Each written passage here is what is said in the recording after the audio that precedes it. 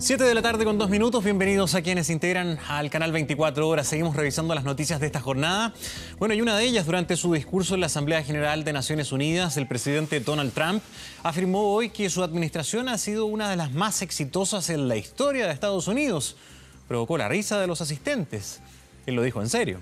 En su intervención, el mandatario criticó al gobierno de Venezuela y pidió el apoyo de la ONU para restablecer la democracia. Queremos analizar este discurso, este mensaje, la segunda vez que Trump habla en la ONU. Estamos con Federico Rojas, doctorante en Ciencia Política de la Universidad Católica. ¿Cómo estás, Federico? Bienvenido. Muchas gracias. Muy bien. ¿Qué le pareció la segunda participación de Trump en las Naciones Unidas? Efectivamente, me parece que estuvo marcada por ese inicio que comentabas antes. No se sabía muy bien si era una rutina de stand-up al principio o un discurso ante la Asamblea de Naciones Unidas. Bueno, de hecho, todos los asistentes rieron, como si hubiera sido una broma, y él se extrañó y dijo que le había sorprendido esa actitud, y él prosiguió muy convencido de lo que estaba diciendo. Sí, muy curiosamente. Eso me parece que da una idea de cómo lo ven los otros líderes, cuál es el reconocimiento que tiene respecto a los otros líderes que estaban ahí presentes, y marca un poco su rol, que es entre payasesco, pero al mismo tiempo que tiene capacidad de acción y está a cargo de quizás la principal potencia a nivel mundial. Sí. Dejando un poco de lado, aunque es difícil por las características personales que tiene Donald Trump, la mirada subjetiva que se pueda tener o no de este personaje, que genera muchas reacciones adversas, pero también tiene su apoyo. Él llegó democráticamente a la presidencia de Estados Unidos y no lo dan por muerto. Es más, tal vez en este mismo mensaje se plasma buena parte de varios éxitos que sí ha tenido. Él, por ejemplo, ha hecho gala de un hecho que es cierto. De una u otra manera dijo, estuve hace un año acá y había un montón de amenazas mundiales que hoy ya no son tan así. ¿Tiene razón? Al menos Kim Jong-un está ordenadito y ya no vuelan los misiles para lado y lado. Hay que reconocerle eso al menos, ¿no? En parte tiene razón. Hay que tener en cuenta que esencialmente en gran parte de sus discursos él le habla a su electorado duro. Al trabajador de clase media, blanco, norteamericano, que efectivamente ha visto mejorada su situación en su gobierno. Él ha traído empresas o ha traído inversiones a ciertos estados que antes no las tenían, ha entrado en competencia con China respecto de algunos bienes y servicios. Entonces eso refleja un beneficio, por lo menos en lo inmediato, para cierto sector de Estados Unidos.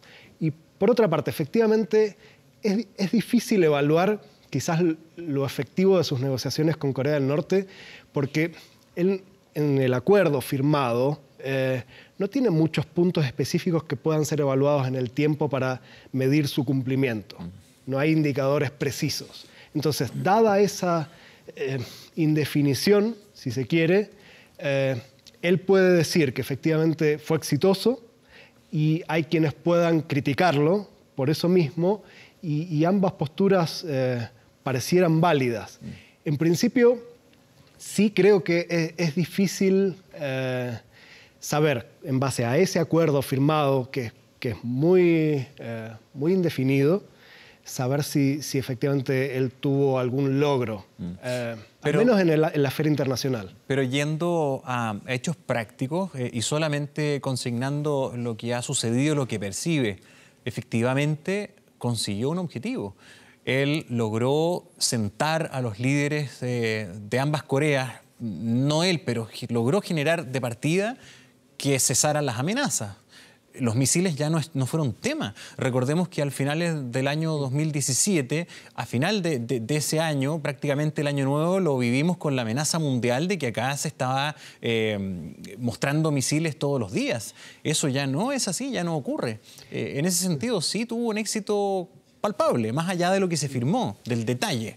Hay que tener en cuenta también que quizás no es el único actor en juego. Sin duda. Él ha tenido un rol y creo que su forma o su estrategia, su tono de política exterior es más acorde a la posibilidad de negociar con Corea del Norte del que quizás tenía Obama previamente. En términos de tradiciones de política exterior norteamericana, Trump es esencialmente quizás si uno lo lleva al extremo lo podría calificar de aislacionista. Es alguien que dice, nosotros nos tenemos que ocupar de nuestro interés nacional y no nos ocupamos de organizaciones multilaterales, no nos ocupamos de la gobernanza global.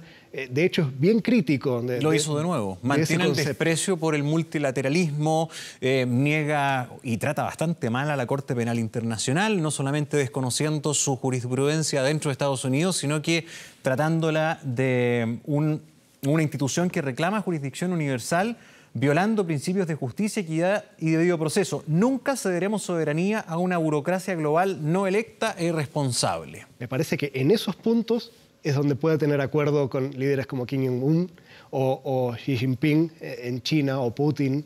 Es algo compartido quizás en el escenario actual, esa idea de crítica al orden internacional liberal que se dio después de la Segunda Guerra Mundial. Y una validación de la independencia, de la soberanía, de la autodeterminación por sobre los principios sobre la universalidad de derechos humanos, que es lo que prima en este tipo de organizaciones. Sí, tuvo mensajes directos en varios temas que se esperaban que iban a ser parte de los tópicos a tratar. Por ejemplo, Medio Oriente, Siria, Venezuela. Poco habló de Rusia.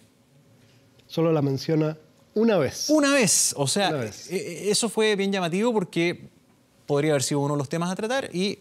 Es llamativo sobre todo porque en su política doméstica en Estados Unidos es quizás el actor externo más clave. Sin duda, claro que sí. Es el más mencionado y es al que menos menciona en este discurso, que es posiblemente el discurso de política exterior a nivel internacional, sacando el State of the Union, que es a nivel interno. Ajá.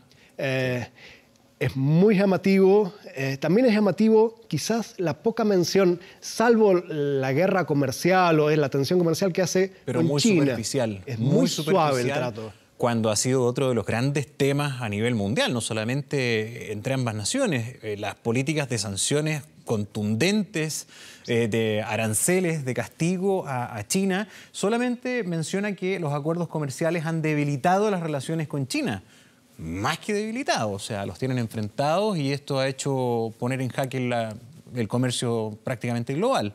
De hecho, algo que él menciona, que es las pérdidas que venían teniendo y el supuesto superávit logrado en poco tiempo, es algo que tiene un efecto muy fuerte y que creo que si le interesa el aspecto material de su gobierno, debiera haber sido mencionado quizás con más énfasis. Claro. Como para su economía doméstica y el resultado para Estados Unidos. Exactamente. Sus dos principales temas, que son Rusia y China, casi no fueron mencionados. Y va posiblemente a criticar a actores más pequeños, salvo quizás Irán, o también el caso de Venezuela, que no están a la altura en términos de su propia cobertura mediática de lo que podría estar Rusia y China. Sin duda. Ahora, bueno, nuevamente amenaza a Siria, que si usa armas químicas va a actuar como lo hizo en el pasado. Nuevamente trata a Irán de dictadura corrupta. No es nuevo lo que dice contra Irán. Nuevamente llama a aislar a este régimen. Pero sí tuvo palabras bastante más dedicadas para Venezuela, hablando de un gobierno que ha llevado a su pueblo a padecer hambre. En eso sintoniza un poco con otros actores que van a la Asamblea, pero los otros actores sí quieren un trabajo mancomunado y depositado en los organismos multilaterales. Sí. Estados Unidos y Donald Trump sigue insistiendo en su visión de que cada país tiene que rascarse con sus propias manos, digamos. Que resuelvan sus problemas en materia migratoria. Es una visión muy individualista el concepto que tiene Trump. De hecho, su acción es eminentemente unilateral. En la ONU y en particular en el ámbito internacional es muy importante quién dice qué y quién propone qué, para saber la legitimidad y el nivel al cual se va a actuar. Entonces, que él proponga ciertas sanciones para Irán, para Venezuela, es tomado con pinzas probablemente por otros líderes que quizás comparten un diagnóstico, pero no comparten el plan de acción. Claro. Y en este caso en particular me parece que es problemático que él plantee de esta manera, sobre todo cuando hace cierta diferenciación A ver, para marcar un punto bastante clave. Uno de los principales aliados de Estados Unidos en la región de Medio Oriente, que es Arabia Saudita, él lo ha levantado en este discurso y lo ha puesto como un ejemplo de buena acción y de reforma, y tira abajo a Irán, cuando quizás en algunos aspectos uno podría poner en duda si hay tantas diferencias entre un régimen y otro. Entonces, en este tipo de diagnósticos internacionales, muchas veces uno, claro, acerca a ciertos países que son aliados, amigos, momentáneamente, y critica a otros, pero en términos, o desde el punto de vista del analista, que quiere tomar un poco de distancia, esa perspectiva es un poco más compleja. No es, me parece, ni que Irán o Venezuela estén tan lejos de Arabia Saudita como sí dice Trump, de lo que él quiere hacer parecer. Entonces, ese análisis hay que tomarlo, me parece, desde un punto de vista político, y ahí puede cobrar un poco más de sentido. Ahora, malas noticias para la comunidad internacional en torno a no contar con Estados Unidos en acuerdos globales. Por ejemplo, el acuerdo migratorio internacional que dice no lo vamos a firmar. No lo vamos a firmar porque cada país debe hacerse cargo de sus políticas migratorias. La migración ilegal es un ciclo vicioso que genera crimen, pobreza y desempleo. Hágase cada uno cargo de su cosa. Efectivamente, desde el inicio del gobierno Trump, de la administración Trump, Estados Unidos se ha corrido de muchos aspectos de gobernanza global, de organizaciones multilaterales, y ha generado vacío. Y ese vacío es ocupado por otros actores. Intenta ser ocupado principalmente por China, pero no solamente por China, que en palabras de algunos de sus burócratas, no estaba preparado todavía para esta situación. China tenía una estrategia en la cual pensaba tomar el liderazgo una vez que estuviera desarrollado. Y esta situación le llega antes de tiempo y intenta aprovecharla, pero con dificultades. Claramente China tiene posiciones encontradas, ¿no? Uno siente que avanza algunos pasos y retrocede en otros. No toma el liderazgo con la decisión que uno pudiera esperar respecto al vacío. Y esta estrategia de Trump de dejar de lado este tipo de organizaciones y hacerse cargo solamente de la política doméstica es compartida también por muchos analistas propios. Toda una posición denominada realista dentro de las relaciones internacionales comparte en gran parte esta idea de que cada país tiene su interés nacional y no hay por qué andar preocupándose de un orden global. Ahora, no es que Donald Trump sea una persona que tenga una idea isla. Esta es una convicción de muchos a nivel de análisis incluso de cómo está la política global y que el sistema que se implementó tras la Segunda Guerra Mundial ya caducó, no responde a la realidad. ¿No habría que atender tal vez algún aspecto de lo que Trump plantea? Es que tal vez tiene razón de que hay organizaciones que en la práctica son muy rimbombantes, llenas de banderas y muy bonitas, pero en la práctica hacen poco o nada. Efectivamente, es quizás la pregunta del orden internacional hoy. ¿Cómo se va a ordenar el mundo? Si Estados Unidos se corre y hay nuevos actores no occidentales, ¿cómo se va a ordenar el mundo en las próximas décadas? Claramente, el orden de Naciones Unidas tiene muchos puntos valorables, pero ha fracasado estrepitosamente en muchos otros. El orden multilateral, sobre todo en particular lo que él menciona de la Organización Mundial del Comercio, ha tenido fracasos estrepitosos, estancamientos que llevan décadas en muchos temas. Entonces, claramente él da en un punto cuando dice no queremos ni vamos a gastar energía en este tipo de organismos. El punto es que quizás él va en una dirección que no es la deseable desde el punto de vista de una gobernanza global o de una solución a problemas que son clave, como por ejemplo el cambio climático, que él niega. Ahora la gran pregunta es por qué el mundo debe estar atento a lo que Estados Unidos quiera o no resolver del mundo. ¿Por qué siempre tenemos que esperar que el líder de la superpotencia esté resolviendo los problemas del resto? Es como un elefante en un bazar. Cada movimiento de Estados Unidos, incluso hasta el movimiento hecho por cuidado, puede generar efectos muy fuertes en los otros países. Y históricamente, cuando uno intenta hacer un análisis incluso del sistema internacional en general, se dice que uno tiene que ver primero a los principales actores. porque son los que pueden funcionar como centros de gravedad que generan efecto incluso cuando son inesperados, cuando no son queridos. Ahora, la impresión que da es que Trump es: yo voy a tener bien a mi país. América sigue siendo primero, igual que en mi candidatura, igual que la primera vez que vine para acá, ahora lo vuelvo a repetir, a nosotros nos está yendo estupendamente bien, nunca antes nos fue mejor en la economía, y así les quiero demostrar que es el camino que todos ustedes tienen que seguir, que nos vaya muy bien a nosotros. Y el mensaje contra el socialismo es muy fuerte. Cuando habla de Venezuela u otros, habla precisamente de mantenerse alejado o resistir el socialismo. Solo ha traído tristeza y corrupción a esos países. Es curioso, porque mientras él hace un llamamiento quizás a la soberanía o la autodeterminación para ciertos países, para otros tiene una postura quizás contradictoria. Entonces, ¿en qué sentido? Que él plantea para sí y para sus aliados, nos dice: nosotros tenemos un camino que hemos elegido, no nos metemos con otros, no se metan con nosotros. Y sin embargo, históricamente Estados Unidos se mete con otros países, y eso quizás no es tan extraño. Digamos, no debiera verse de manera tan extraña que ciertas potencias actúen de manera externa, interviniendo en la política de otros países. Eso ha sucedido no solamente en este siglo XXI, sino en el siglo XX, en el XIX y así para atrás. Entonces, es curioso que lo haga bajo ese discurso. ¿Qué sorprende? ¿Qué te sorprende de esta segunda participación de Donald Trump en la Organización de las Naciones Unidas?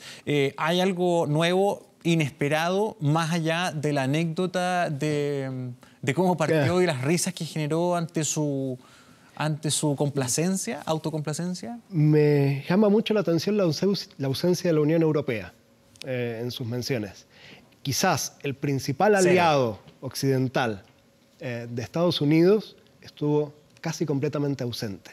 ¿No será que poco y nada queda de esa sociedad? Posiblemente. Y eso es preocupante, creo, sobre todo para la Unión Europea. O como la única mención concebido el bloque Occidente, ¿no? Fundamentalmente armado en esa estructura, en ese binomio Estados Unidos-Unión Europea que... Una anécdota, llama la atención cuando hace la única mención a Alemania, diciendo que si mantiene la dependencia de la energía rusa, va al desastre. En ese momento enfocan a los dos líderes alemanes que sonríen y se miran entre sí con una cara de descrédito respecto a lo que estaban escuchando. Me parece que ese es el estado de la relación. En particular con algunos países europeos y con Alemania en particular, las relaciones están cortadas. Y eso a largo plazo, que se acerque a líderes como Putin, como Xi, y que se aleje de eso, da una idea de cuál puede ser la dirección de este sistema internacional en los próximos años. Y claramente, por lo menos para valores que antes habían sido universales, como lo es la Declaración Universal de Derechos Humanos o la Corte Penal Internacional, esa idea del orden internacional, de una gobernanza global que puede avanzar en ciertos derechos, no tiene un buen panorama.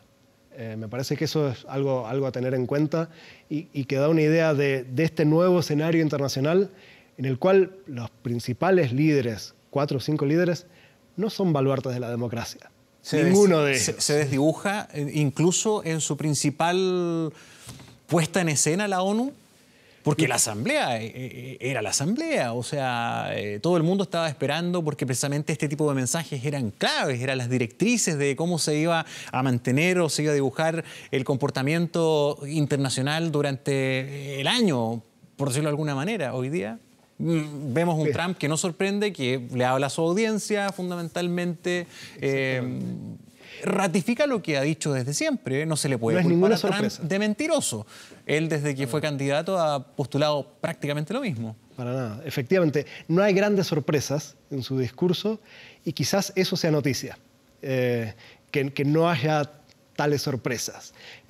Vemos un cambio si lo comparamos con el discurso, por ejemplo, uno de los últimos discursos de Obama, en el que mencionaba como principal amenaza a la seguridad los estados fallidos, a las organizaciones terroristas. Hoy no están presentes en el discurso. Se acabó eso, se acabó el calentamiento global, los grandes temas de la humanidad quedaron guardados. Hoy vuelven a estar las competencias con otras potencias, con otros estados. Vuelve un poco la política del siglo XX, si se quiere. Hay algo en su discurso de clima de Guerra Fría, en cómo se refiere al socialismo, que quizás no se corresponde tanto a lo que hoy observamos. Me parece que no tiene la relevancia que él le da y sí la tienen otros temas que están ausentes. Federico Rojas, muchísimas gracias por venir esta tarde. Gracias. Que esté muy bien.